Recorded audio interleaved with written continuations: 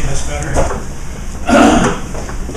Well, thank you for the opportunity. Some of you I know, this is a talk, a version of a talk I gave at the philosophy department a year and a half ago or so.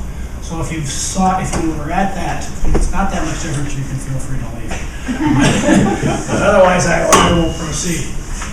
Anyway, as I indicated in the flyer that went around, when people ask, what do you teach? And I say philosophy and mathematics, they say, what? You know, what's the connection? Well, I want to make the case that there's a huge connection between these two fields, historically and even today.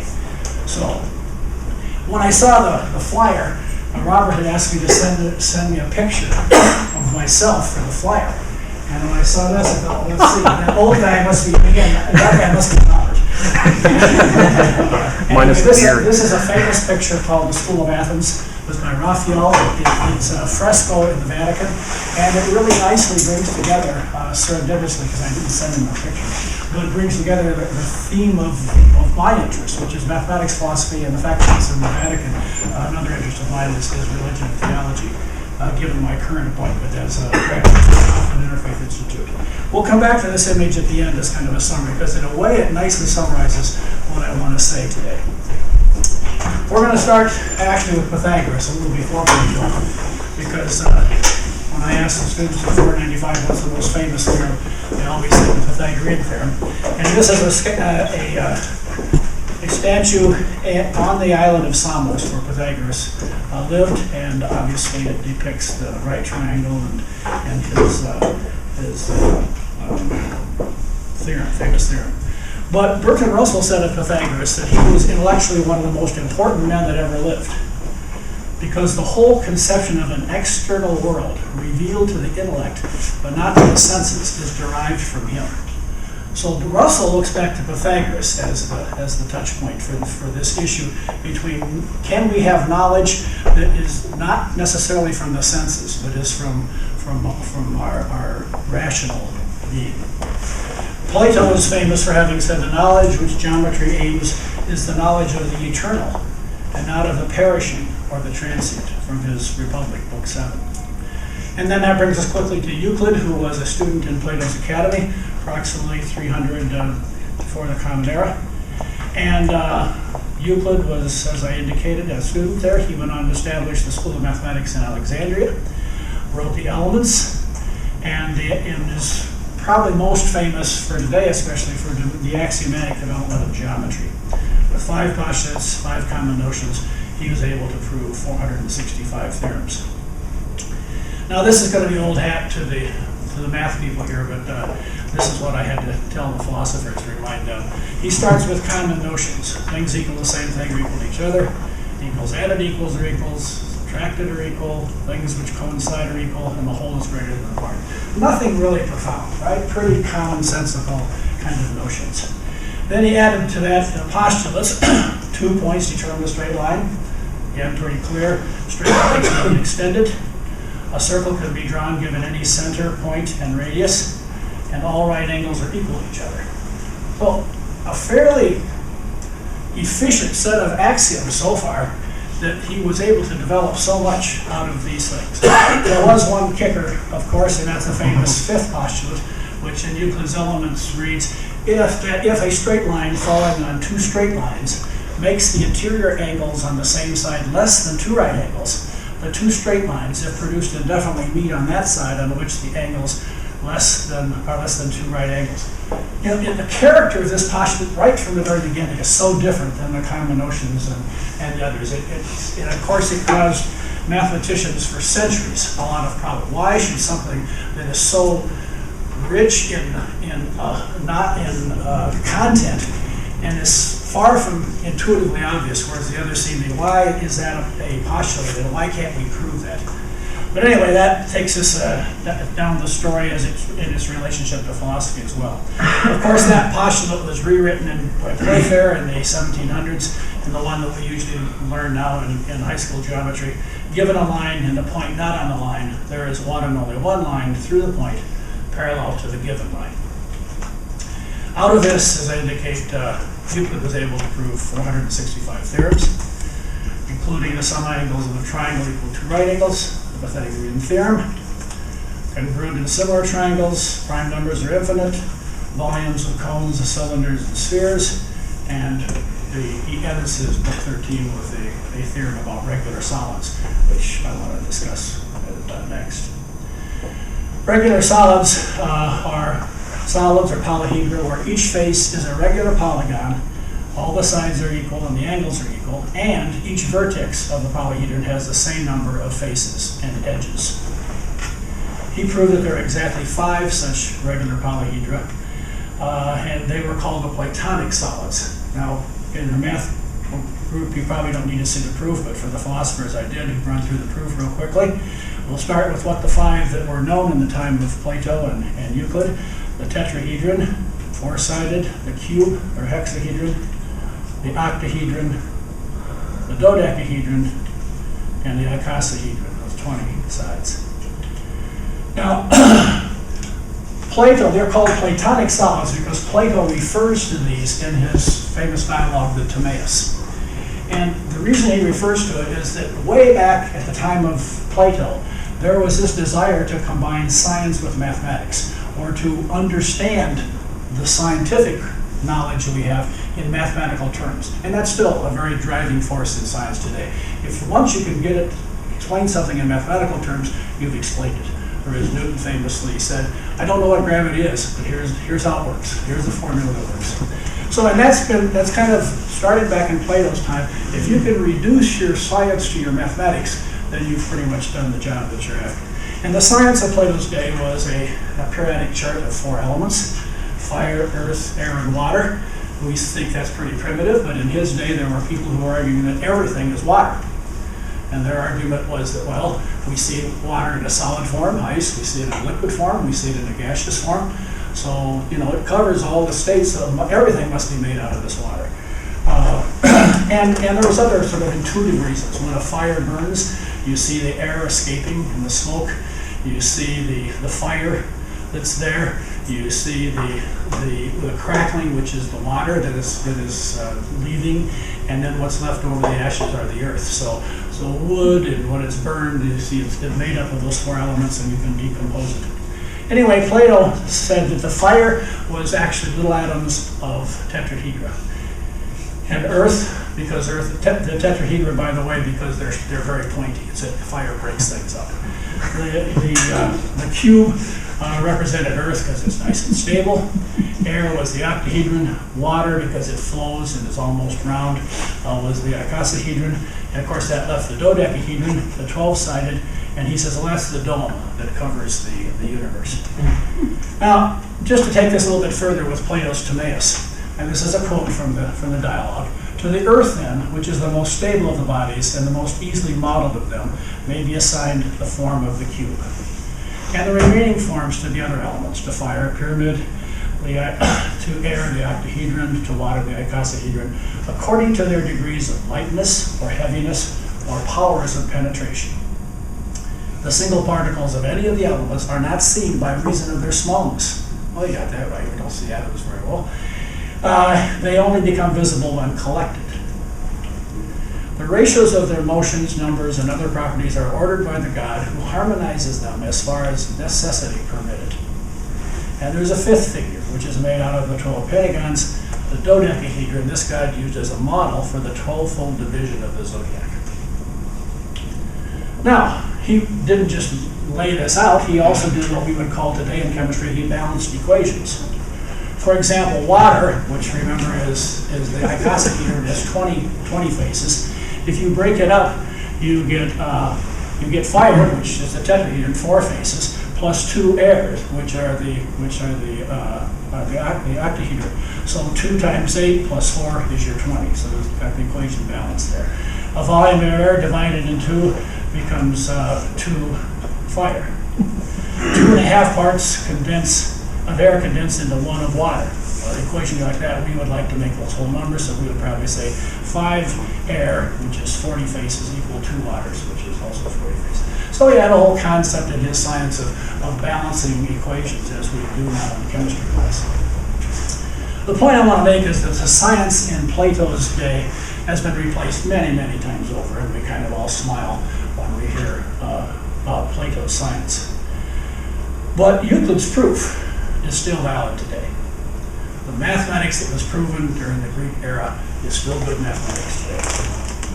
Mathematics is the best and most certain description of reality. It's the idea that people have for over 2 millennia. Again, this is for the philosophers, but I'll just quickly run through it. So we can just quickly see how Euclid's proof was written. He says if we're going to look at polyhedra made out of triangles, and we're going to argue there's only 5, let's look at what we're dealing with. He starts with, and I'm putting this, of course, in degrees instead of right triangles, but we start with 360 degrees in a circle and 180 degrees in a right triangle. And so in an equilateral triangle, which we're going to build our polyhedra out, each angle would be 60 degrees. The tetrahedron has 3 vertices on each, 3 faces on each vertex, and the sum of the angles then would be 180 degrees. He says that's consistent. We know that works. And the octahedron has 4 faces on each of the vertices, and the sum of those angles are 240. And the icosahedron has 5 triangles on each, and you take 5 times 60 degrees, and you see we get 300 degrees. That's still possible. But if we try to make something out of 6 triangles, the sum of them at the vertex would be 360, and so it would be flat. They could not form a 3-dimensional. And then he does the same thing with the cube. Of course, now we're dealing with 90 degrees, and the sum of 3 of them at each vertex would be 270. But if we tried to make one out of 4 squares, it would be 360, and again, our figure would be flat and would not have 3 dimensions.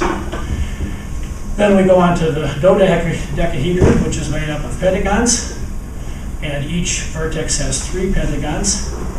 And the angle of each pentagon, if you don't know offhand, we just break it into 3 triangles and add those up and divide by 5, and we see that each angle is going to have 108 degrees.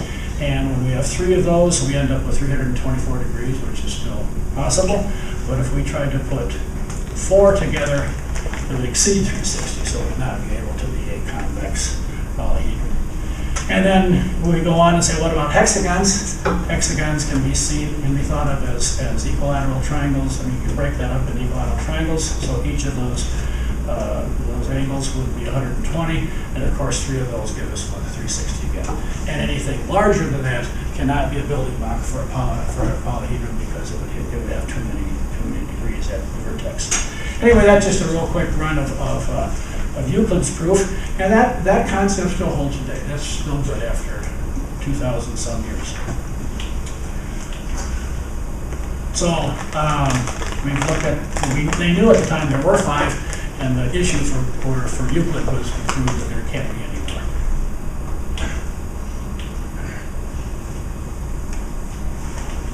His proof is still valid, Plato's science is not. And the impact that this had on mathematics and our knowledge in general is this idea that mathematics gives us certain knowledge. It's not knowledge that will change. Once we've proven something, we now enter the realm of what Plato would call the eternal. We have eternal truths that are not subject to change. There can be no better description of reality than what mathematics provides. Mathematics was seen as the perfect science. It was seen as a science, and at the time, mathematics was not, as we see it today, a model building, but it was an actual description of reality. It was the queen of the sciences. This continued on into the Renaissance. Galileo said the great book of nature can be read only by those who know the language in which it is written, and this language is mathematics. Kepler said the laws of nature are but the mathematical thoughts of God. Kepler, by the way, was still intrigued with these Platonic solids to the point that his first attempt to provide the laws for the orbits of the planets around the sun, he attempted to circumscribe around the Platonic solids these spheres, and then around that one another Platonic solid, and he found that the ratios between them was fairly intriguingly close to what the empirical measurements were, but it didn't work very well. Fortunately, he gave up on it. What's interesting to me is that here, 1,500 years later, more than that, they were still trying to make sense out of the Platonic solids as a principle of explanation for science, for what we were discovering. even as Plato did. Kepler was trying to do it. He did finally give that up and said it's not circles. Back, the Greeks thought that the circle was the perfect figure, and so the circle must be the way the orbits would go. He gives up the circles and says, let's go for ellipses instead, with the sun at one of the foci, and he gives up constant speed. Another principle of the Greek idea was not only the perfect figures, but also constant speed. And he gives that up and says speed is not constant. The planets go faster as they get closer to the sun. What is constant is the area that is mapped out in a given time frame. And you think about this conceptually, why in the world would area of a two-dimensional ellipse have anything to do with the speed of planets going around? I mean, the conceptual break that he did with his laws of planetary motion is profound when you think of the 1,000 years plus of Greek ideas of constant speed and constant radius, where the circle is the perfect figure. It's the area that's constant. Descartes goes on as a philosopher. We know him as a mathematician, but the philosophers like to claim him too. And what's interesting about the connection here is that for Descartes, mathematics was the model for the best kind of knowledge. Descartes was living at the time of Renaissance, Reformation in Europe. A lot of things that were believed to be eternally true were kind of falling apart. He traveled around Europe and elsewhere to try to broaden his education. Finally realized that there was really nothing he could put his stakes down for that would be certain, except mathematics. He found mathematics was the model. In his discourse on methods, which, by the way, the appendix was called La Geometrie, analytic geometry is actually just an appendix to his philosophical work.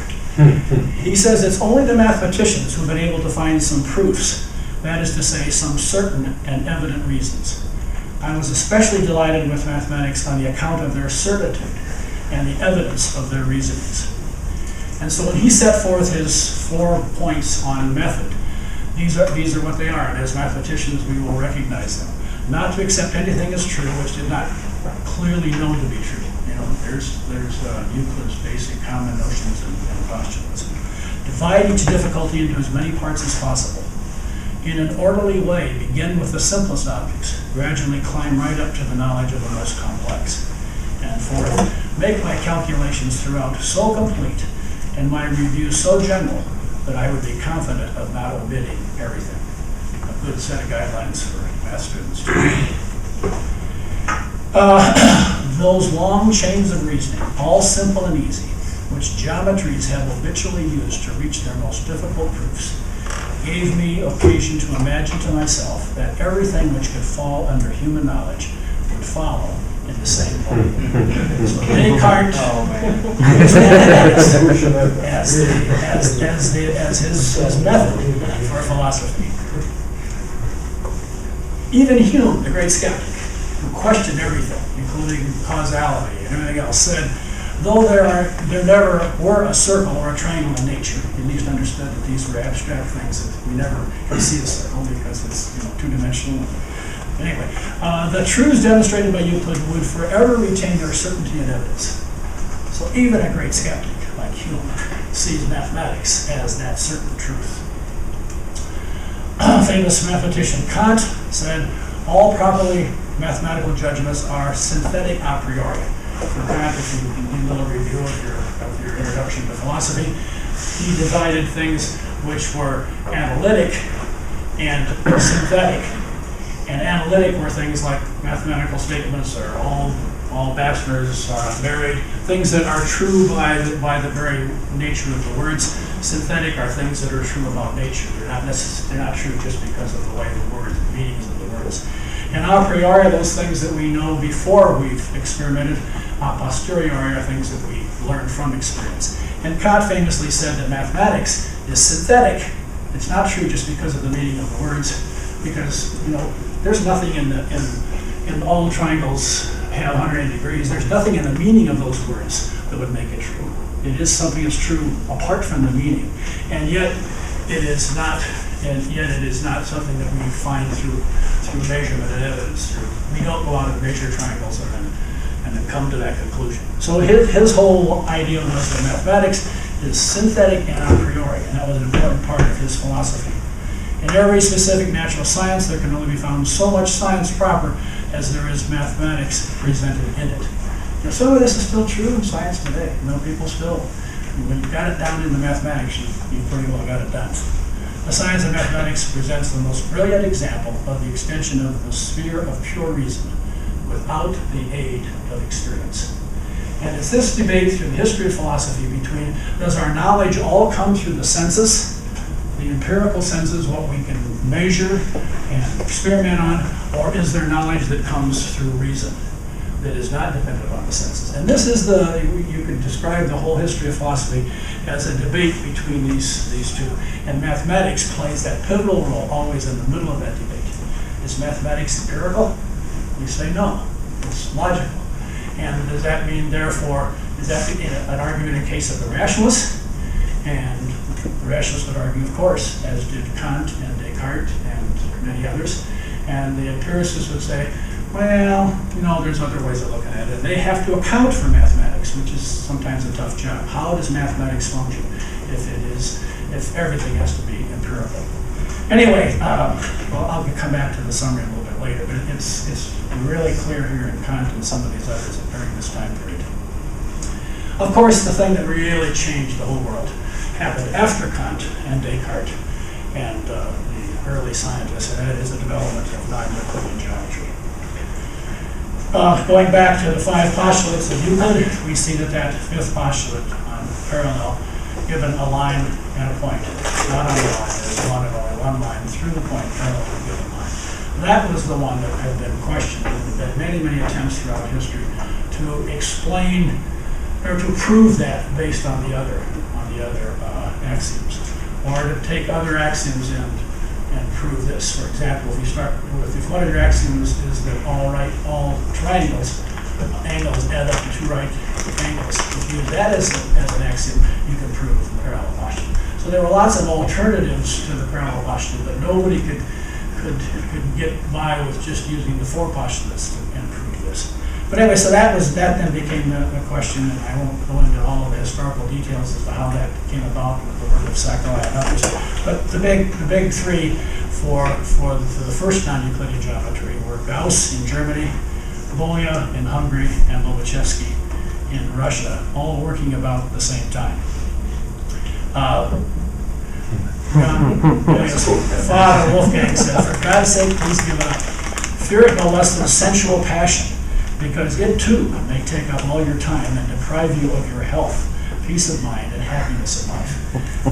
Another little historical footnote here is that Wolfgang Bolya sent to Gauss his son's work, and Gauss said, I would like to praise it, but if I did, I'd only be praising myself, because I had actually worked that out years ago.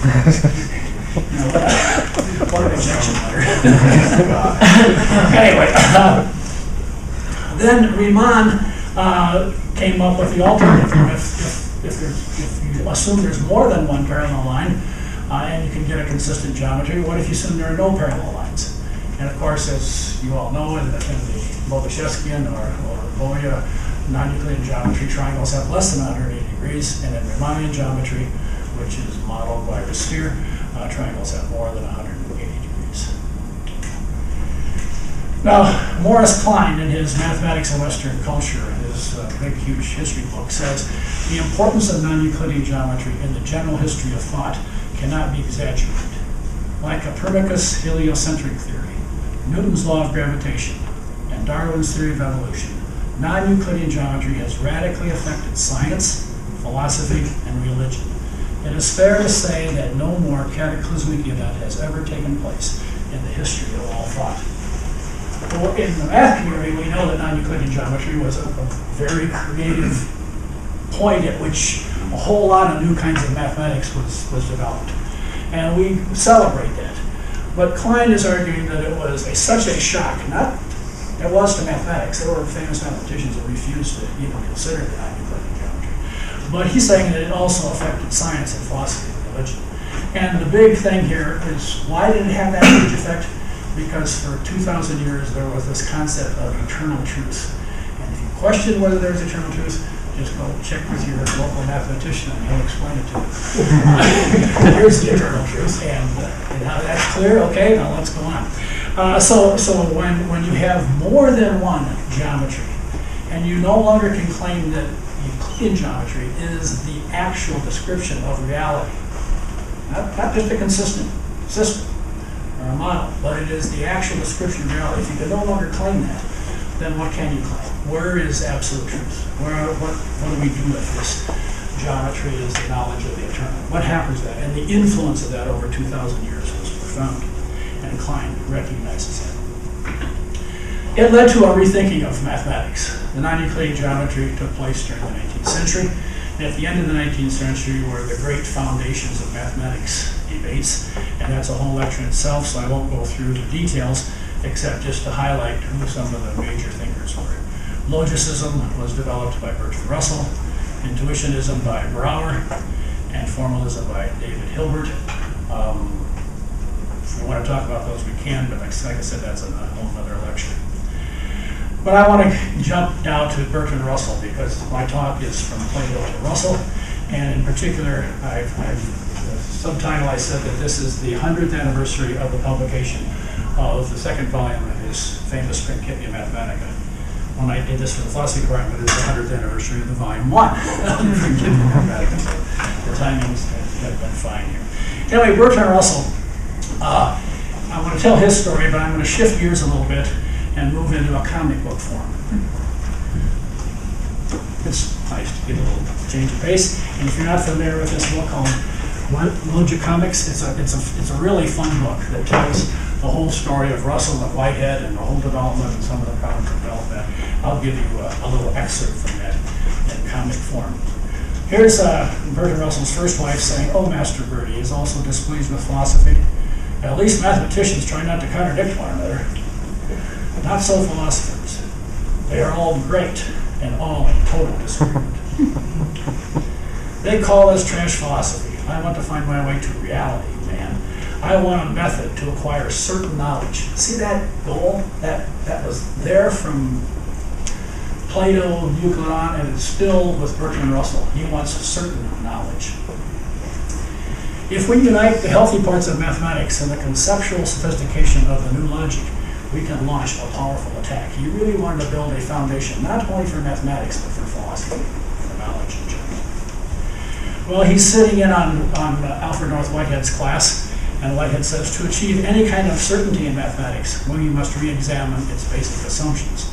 We must begin at the beginning. And Bertie sits back there, here. So he meets with Whitehead and says, sure, it's come a certain way since Aristotle, but is it strong enough to deal with mathematics? And Whitehead says, let's join forces.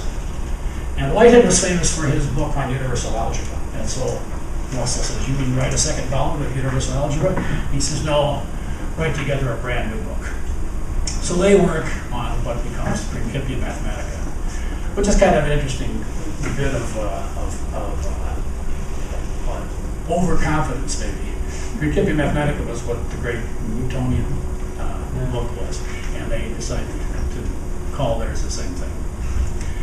And Russell gets excited, Whitehead, I've got it this time, I've finally done with the damn thing. And he says, really? You're done? What is it?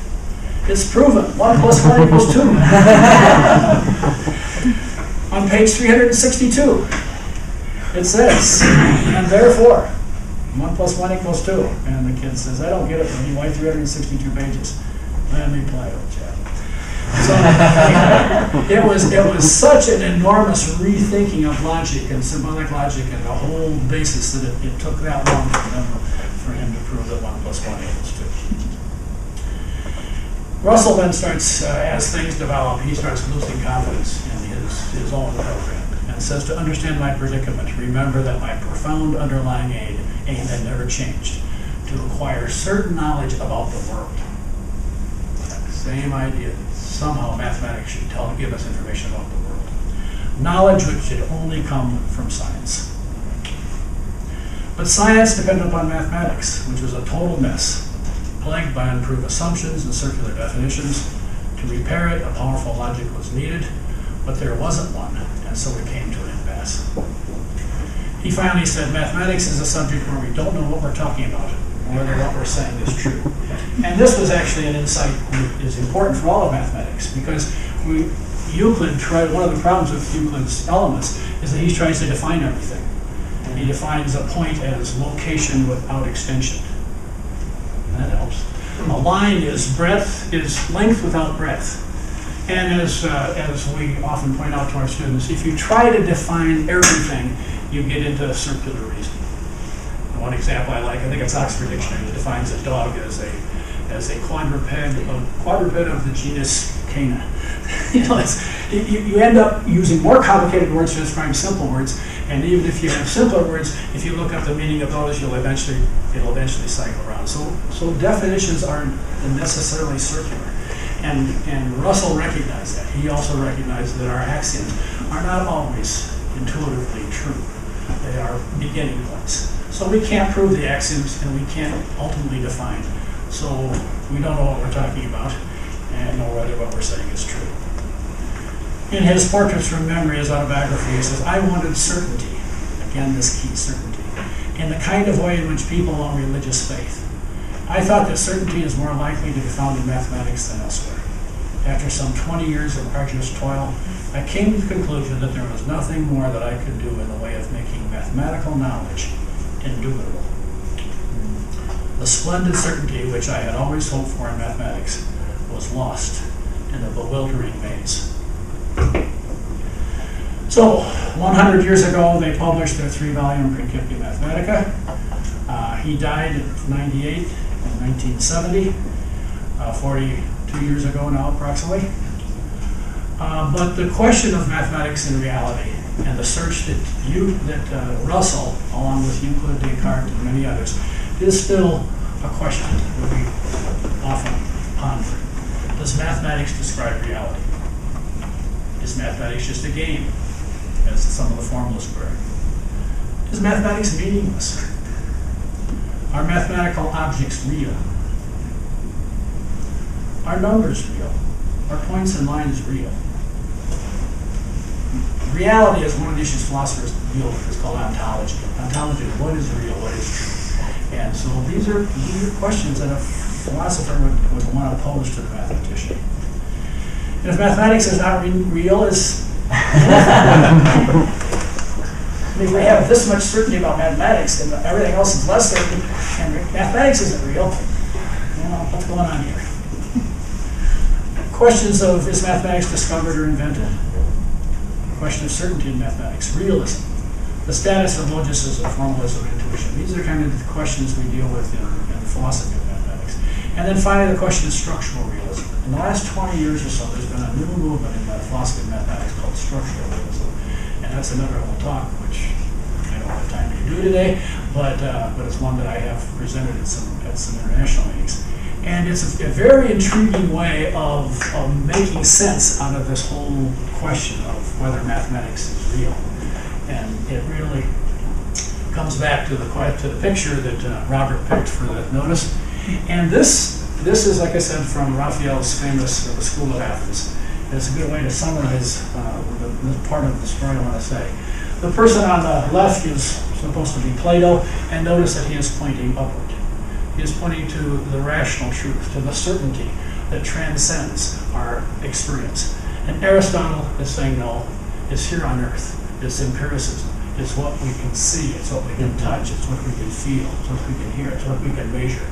It comes from the sciences. And Plato says, no, there is knowledge that comes from outside. It comes through our reasoning. And so this is a summary, in a way, of what the role of mathematics has been in the history of philosophy.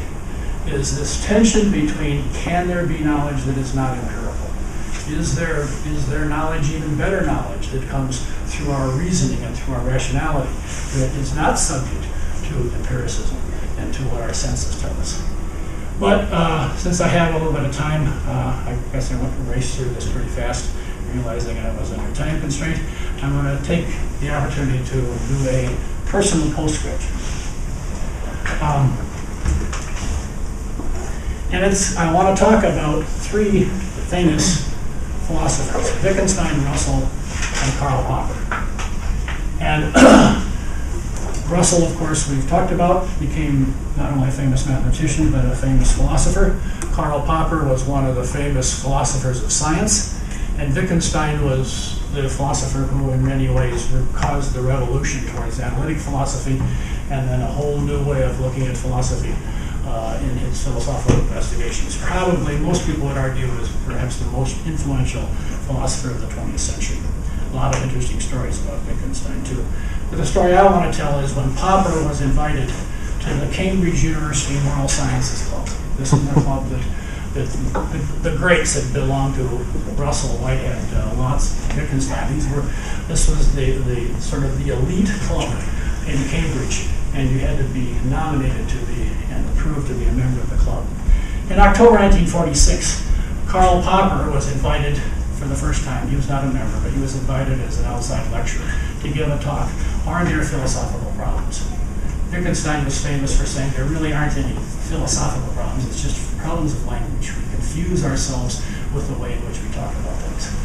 We talk about, I have keys in my pocket, therefore I have ideas in my head. In this, because the grammar is similar, we think that ideas are things like keys. If they're in your mind, then it's like keys in your pocket. And he says, his approach in analytic philosophy was to analyze things from a grammar and understand why they weren't really philosophical problems. And so Popper, on the other hand, as a philosopher of science, was committed to the idea that science does, in fact, describe reality, and there's a methodology for it. Falsification was the key term that Popper used, and he wanted to argue that there are philosophical problems. This whole story is recorded in a book that was published about 10 years ago called Wittgenstein's Poker. Because the seminar took place in Brathwaite, another famous philosopher, in his library in Cambridge. If you've ever been there, the faculty, once you make professor, it's pretty nice. You have an office, you have your own adjoining library with a fireplace to keep warm, and so the seminar was actually taking place in Brathwaite's library, and at one point in the debate, in the discussion after Popper made his claim, Wittgenstein got very, very agitated and argued against Popper, and said finally, and to make his point, he grabbed the poker from the fireplace and was waving it, according to the. And by the way, this story is really fascinating because there's about 8 different versions of what happened, depending on if you're a pro-Popperian or a pro-Wittgensteinian, as to who did what and what was exactly said. But they try to, unpack the whole thing. And finally, Wittgenstein says, "Give me an example of a moral truth." And Popper said, "One shouldn't threaten the guest speaker with a poker." Anyway, this was what happened. Now, in Brathwaite's library, there was a set of the Principia Mathematica, the 3 volumes, and I happen to have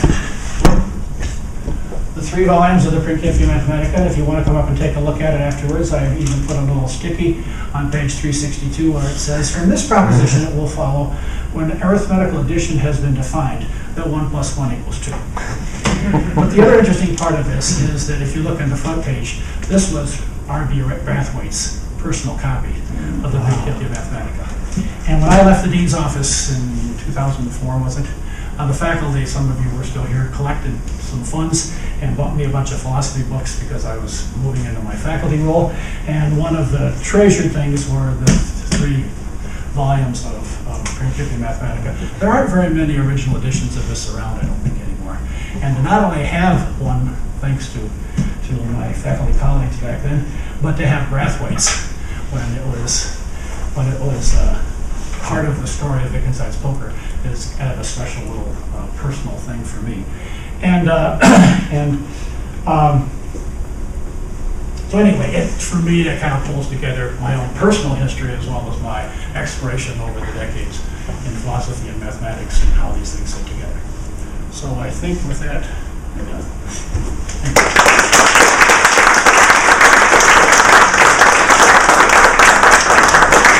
Thank you. Any questions? Is that all you have to do? Any questions for our speaker? Yes. I'm just trying to think, it seems to us in this present day that philosophy and mathematics are further apart than they were when we talked about. Is that because of the strength of science becoming stronger than along those lines of the last 25, 30 years? Well, I mean, certainly the success of science has had a big impact. But I would argue that that's sort of a positive force on why we tend to see things scientifically rather than mathematically. But I would argue that the other part of it is the shift in the understanding of mathematics is no longer a science. It is not a description of the empirical reality. It is something else. And whether it's a game or whether it's meaningless or whether it's what it is, we still don't have a good handle on it. But very few people would argue that it is a description of empirical reality. It may be a description of another part of reality. If one argues that there is more to the universe than matter, and if science is primarily looking at matter, but there are other things like structure, structural philosophy tends to do that, or like relationships, then patterns, and all these things are things that mathematicians also like to talk about. If you say that reality includes those kind of things, not just material things, then there may be a place for that. But it doesn't have the same role that it had. And I think that the case I would like to make is that really the turning point of that began as Morris Klein suggested with the development of Euclidean geometry. That's when the sort of the stranglehold on reality in mathematics is yes. So there's a real push, and have been for quite a while, that in the teaching of, say, K-12 mathematics, that it's real life. Do you see that as part of the issue as well? And it's real life? Yeah, the question often becomes is, as you're teaching this particular lesson, how does it relate to real life? Well, that's me. I mean, I might want to think about it a little bit more, but my first reaction would be that's a pedagogical question. Mm-hmm. And I think pedagogically, of course, we want to teach things that are relevant to real life. And so is mathematics relevant? Absolutely. In fact, if science is more dependent upon mathematics now than it's ever been. And so does mathematics inherit its reality via science? Mm-hmm. Maybe. That's one way you could argue the case. Or is science reach a dead end when it puts things in mathematical terms, and it finally says, we can't go any further because I have now put it in terms that are no longer empirical, that are rational. And that's as far as we can go. Science does not proceed, uses reason, of course, but it doesn't proceed with an axiomatic base that is apart from empiricism. I find it really interesting that people like Dawkins and others say that there is no reality other than what the scientists can discover. And yet the scientists use mathematics all the time. And they have discovered that through their empirical method, which is supposed to be the summa bonum of all knowledge. When they finally get to mathematics, that's as far as they can go, and they think they're done. They think, hey, we've got it, we've got our nailed. So anyway, your question is interesting, but I would tend to think of it more in pedagogical terms. Mm-hmm. That we want our students to relate to these things in real life terms, and I try to do it in college classes too. So I think that makes sense.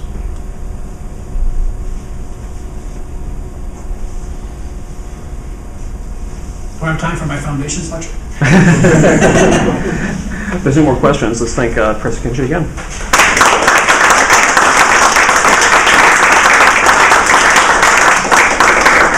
If you're interested in the print copy or comments, I'll brought them along.